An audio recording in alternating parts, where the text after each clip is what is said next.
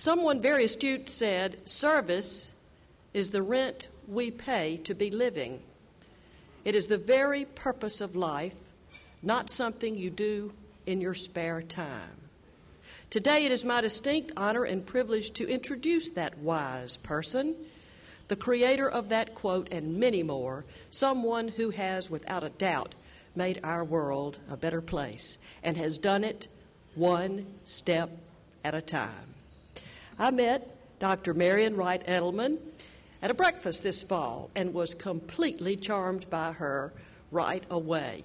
On the spot, I asked her to be our commencement speaker, and she said, "Well, let me check my calendar," and later that day she called and said she would be delighted to. I've been a huge supporter of her work for decades and was delighted when she agreed to speak at our 2009 commencement. Dr. Edelman is an example of someone who walks the walk. She is an example of a passionate person about her work, and the feeling of her passion is greatly contagious. She has dedicated her entire professional life to serving others. Her work as an advocate for disadvantaged Americans fits so well with the Millsaps College's commitment to educate students, like those of you here today, who have a passion for community service and a sincere concern for the world around you. In the 1960s, just out of Yale Law School, Marian Wright Edelman achieved the distinction of being the first African-American woman admitted to the Mississippi bar. During the Civil Rights Movement, Dr. Edelman established the course of her career by directing the NAACP Legal Defense and Education Office, and later serving as counsel for Martin Luther King Jr.'s Poor People's March. She then founded the Washington Research Project, which would engender the Children's Defense Fund. Since she began the Children's Defense Fund in 1973, the organization has become the nation's strongest voice for children and families. The organization strives to ensure every child has a successful passage to adulthood by lifting children out of poverty, protecting them from abuse and neglect, and ensuring their access to health care, quality education, and a moral and spiritual foundation. It is my distinct honor to introduce to you our 2009 commencement speaker, Dr. Marian Wright Edelman. Thank you very much. I am delighted to be here in this very beautiful place with your trustees, with your president and administration, with your faculty, and with the families of these wonderful graduates. But most importantly, I'm glad to be here with what I'm sure is the best graduating class in the history of Millsaps College. So let's get to hear from them.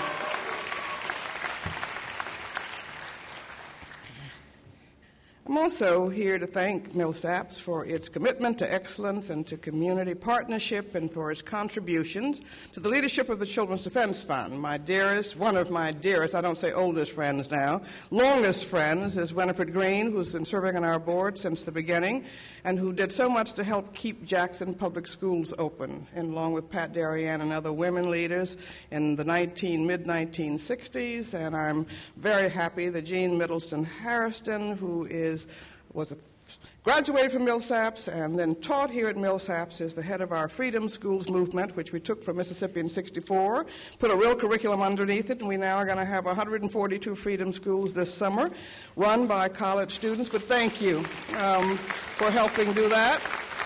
And while our wonderful head of the Mississippi office, Olita Fitzgerald, didn't have the good judgment to come here, her daughter did. So we're thankful to you for your production of excellent servant leaders, and I hope many of you will follow in their steps and wander off the beaten career path and help redefine what we mean by success in the 21st century.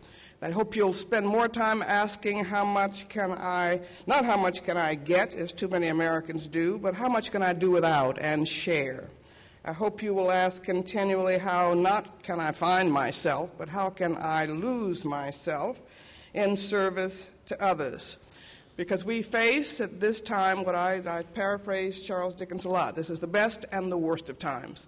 We're teetering in our nation and globe on the verge of economic collapse. We have 2 wars we've got to solve. We have the largest gap between rich and poor, and I think that we've got to confront what I consider our greatest threat, which is our human capital deficit, the millions of children who are not being prepared to lead this country and help lead this world in the 21st century. We have pushed so many of our children onto the tumultuous sea of life in very small and leaky boats without survival gear and compass. And I hope God's going to forgive us, and I hope that they're going to forgive us, and that we're going to commit ourselves, every one of us, to giving all of our children the anchors of faith and love, the rudder of hope, the sails of health and education, and the paddles of family and community, to keep them safe and strong when life's sea gets rough. We have a major job to do, I think, in resetting the moral compass of our nation and our world, its investment and social priorities. But we in this country have a job of reweaving the fabric of family and community, which was the key to the strength of so many families and children in my era growing up. Caring black adults were buffers against the segregated prison of the outside world that told me as a black girl I wasn't worth very much. But I didn't leave it because my parents said it wasn't so, my teachers said it wasn't so, and my preachers said it wasn't so. So the childhood message I internalized was that as God's child, no man or woman could look down on me, and no, I could look down on no man or woman. Couldn't play in segregated playgrounds in my little South Carolina town or sit at drugstore lunch counters, but my daddy, a Baptist minister, built one behind his church, and we had a canteen and we had a skating rink, and whenever he and my mother saw a need, they tried to respond. There were no black homes for the aged, but they began one across the street, and all the right children had to cook and clean and serve, and we sure didn't like it at the time. But that's how we learned it was our responsibility to take care of elderly family members and neighbors, and that everyone was our neighbor. Black church and community members were watchful extended parents. They reported on us when we did wrong, applauded when we did well, and they were very clear about what the core values were. Doing well meant being helpful to others, achieving in school and reading. I figured out very early that the only time my daddy wouldn't give any of us a chore in the house was when we were reading, so we were all great readers. Children were taught by example that nothing was too lowly to do, and that the work of our heads and hands were both valuable and of equal value. Our families, religious congregations, community elders made children feel useful and important. And while life was often hard and resources scarce, we always knew who we were, and that the measure of our worth was inside our heads and hearts and not outside, in personal possessions or personal ambition. I'm so grateful for these childhood legacies, which so many children, I think, miss today. A living faith reflected in daily service, the discipline of hard work, and a capacity to struggle in the face of adversity. Giving up was not a part of my childhood lexicon, and you got up every morning, you did what you had to do, and you got up every time you fell down, and you tried as many times as you had to until you got it right. My elders had grit, and I met those elders over and over again in Mississippi.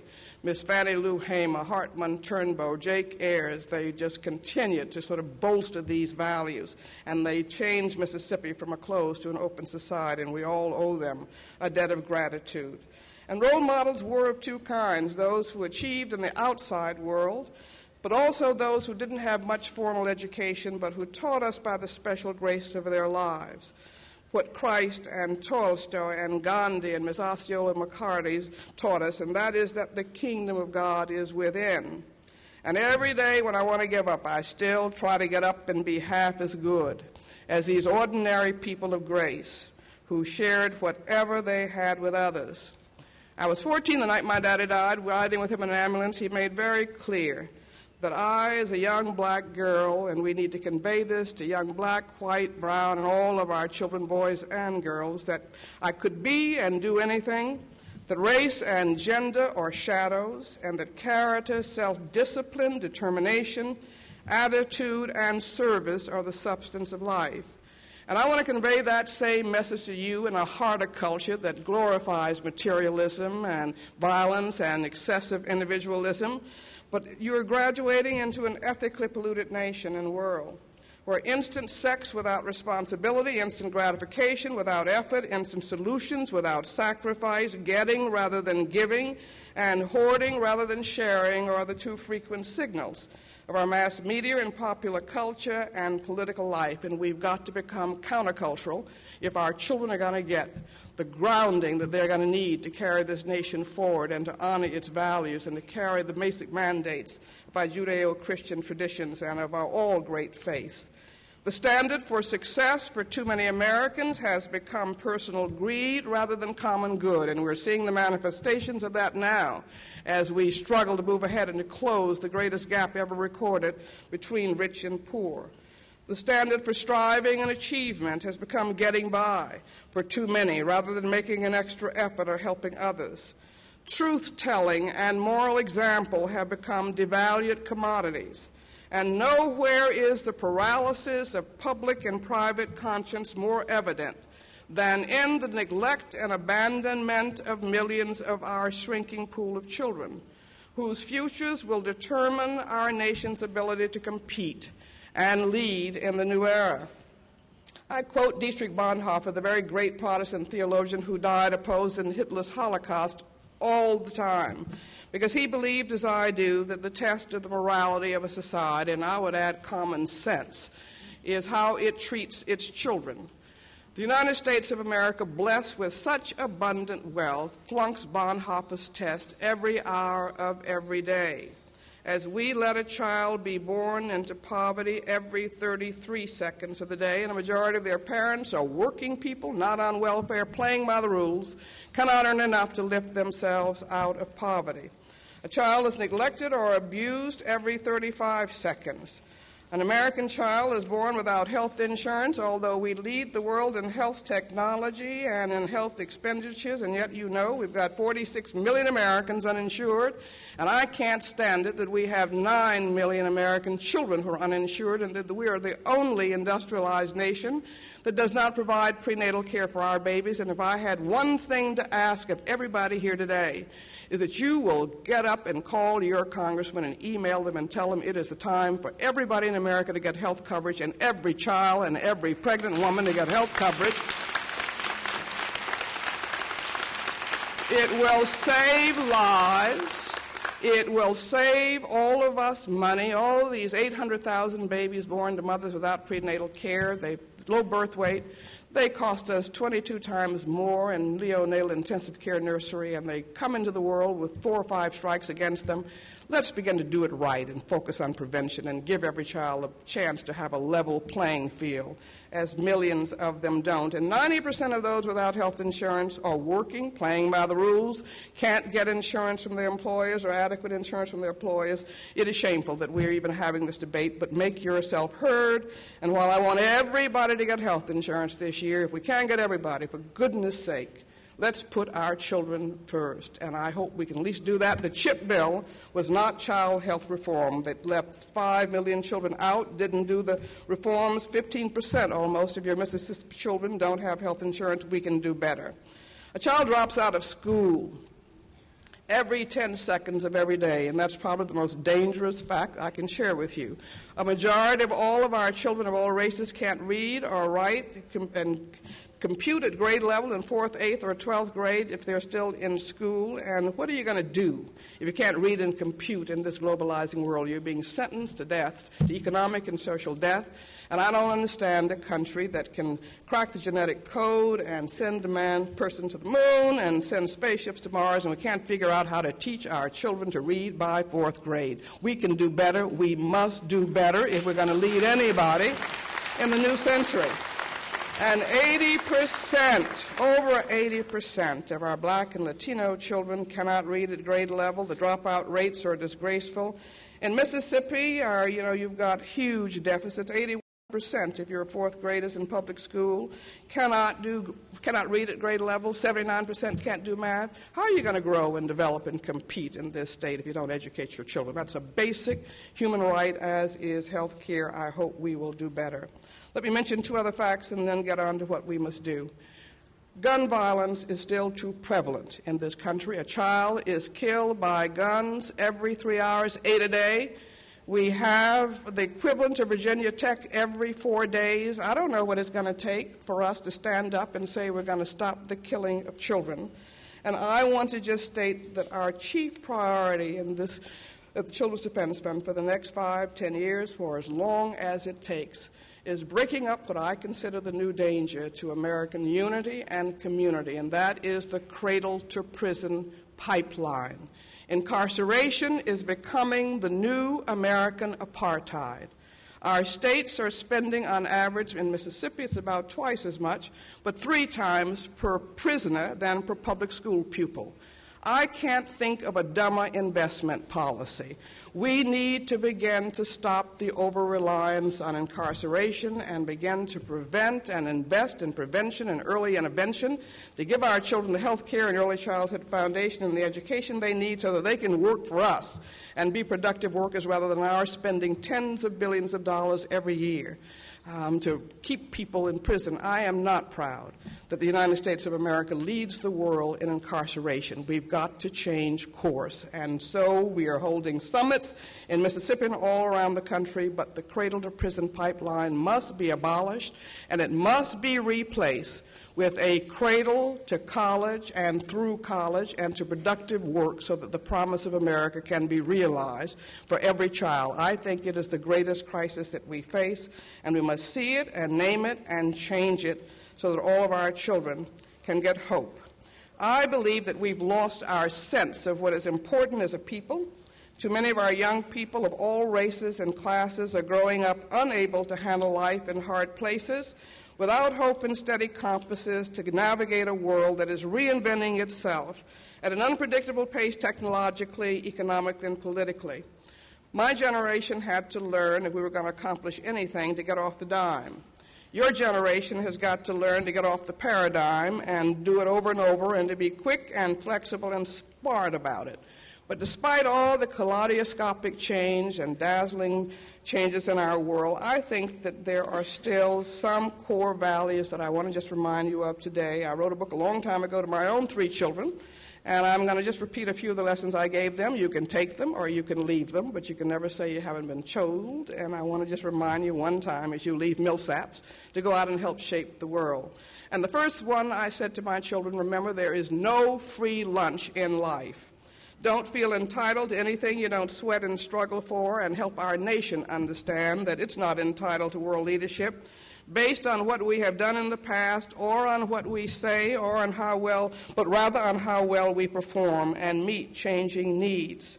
I want to tell all the young people in this room, in this beautiful amphitheater today who are not white, that you can never take anything for granted in America, even with a Millsaps degree, because racial intolerance is still quite alive all over our land. It may be wrapped up in new euphemisms and in better etiquette, and I'm so proud of our new president, and I'm so proud of America that we have gone a big step in moving beyond this linchpin of race.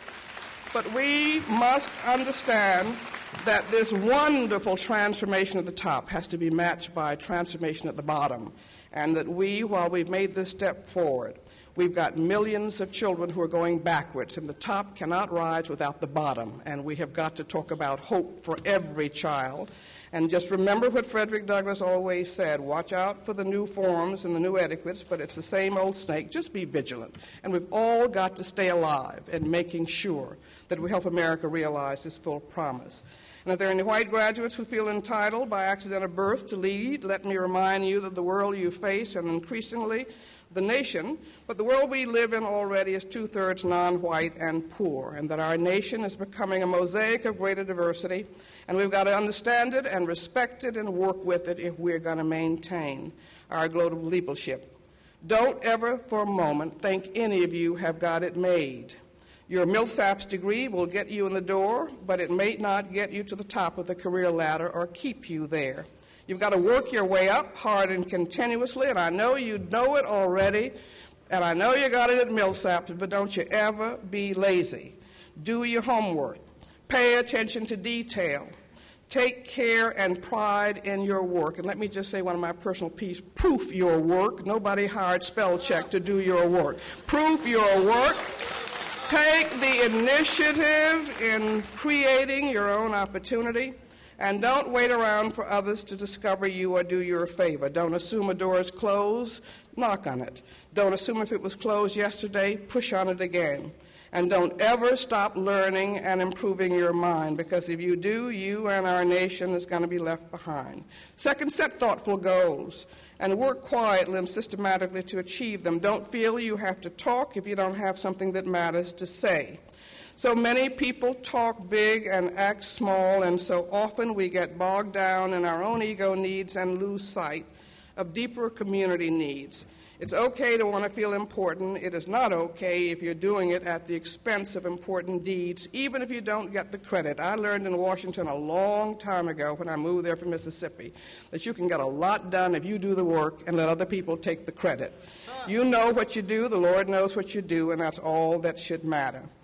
Third, I always liked this thing and tell it from my father, who, when we would come home from school and he'd asked if his teacher had given us any homework, and if we say she hadn't or he hadn't, he'd say, well, assign yourself some.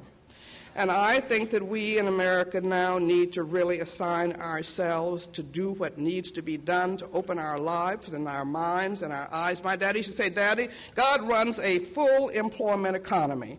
And if you open your eyes to the need around you, you'll never lack for something purposeful to do. Don't ask when something needs to be done, why doesn't somebody do something? Ask, why don't I do something? And don't wait around for somebody to tell you to do what needs to be done.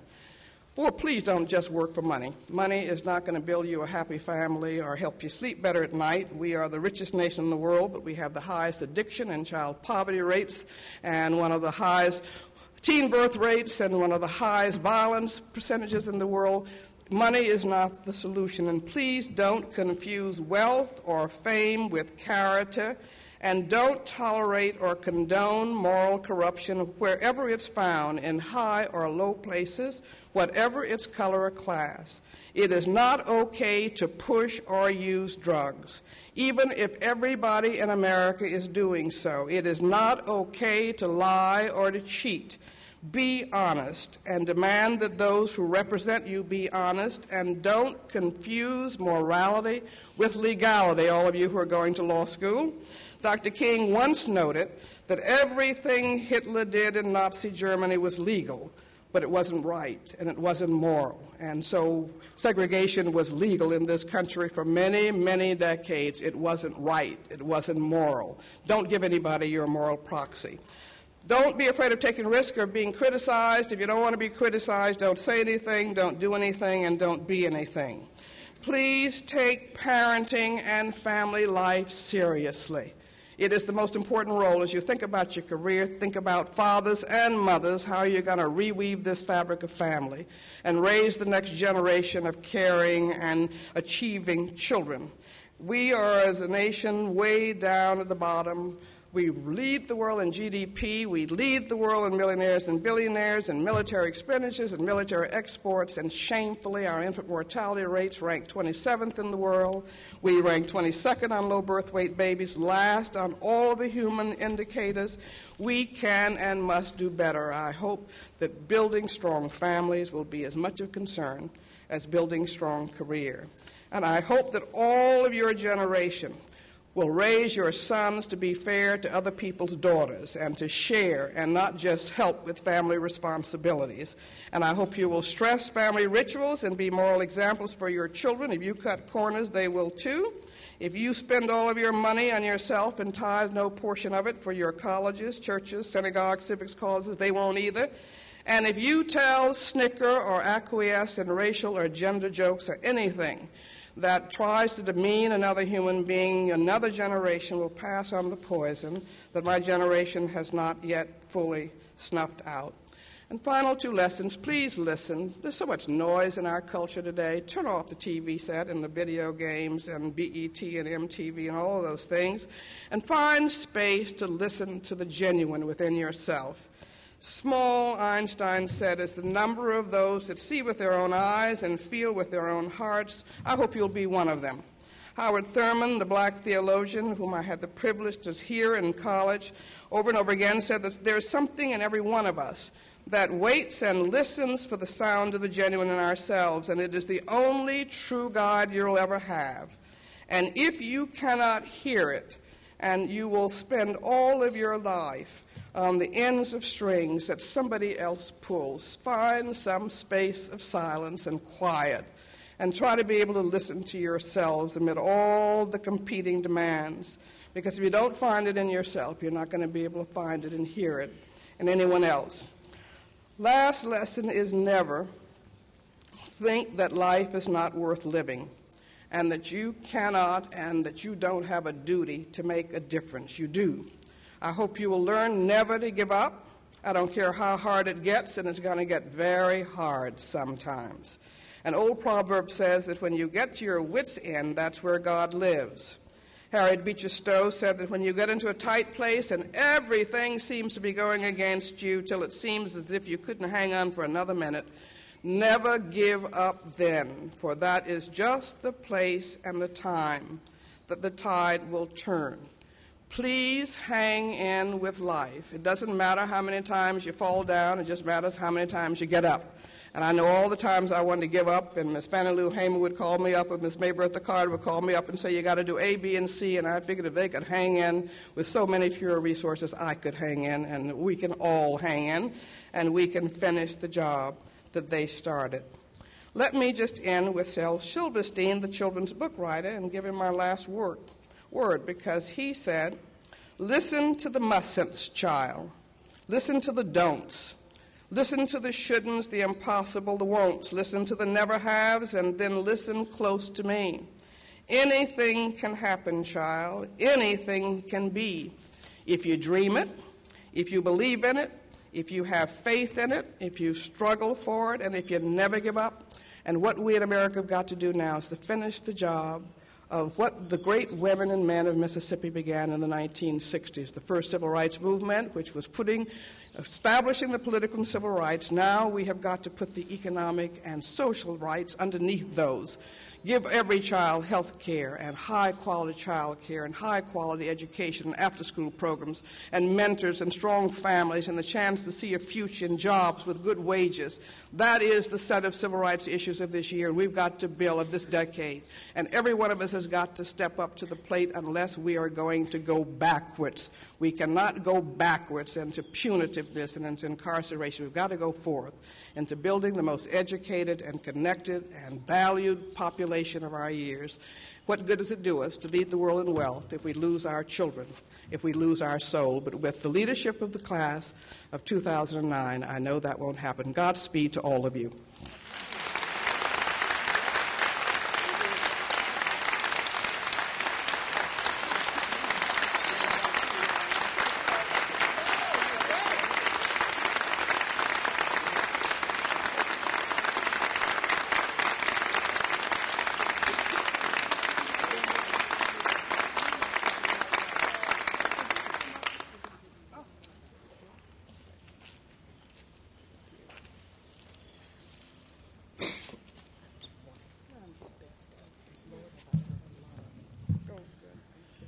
Madam President, it's my honor, upon the recommendation of the faculty, to present Dr. Marian Wright Edelman for the conferring of the honorary degree of Doctor of Public Service.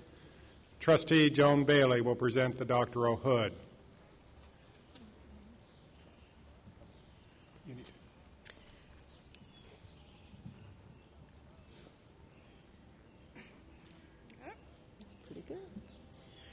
Marian, thank you for a brilliant commencement speech, the best I've ever heard, and I've heard a lot of them.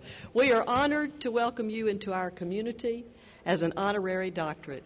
By the authority vested in me by the Board of Trustees and with the recommendation of the faculty, I confer upon Dr. Marian Wright Edelman American leader who has spent her life defending the rights of others, an activist against racial injustice, a resounding voice for the nation's disabled, homeless, and neglected children, a true champion who has helped change the world one step at a time, is entitled to the degree of Doctor of Public Service, and declare that you are entitled to all rights, honors, and distinctions granted to those upon whom this degree is conferred.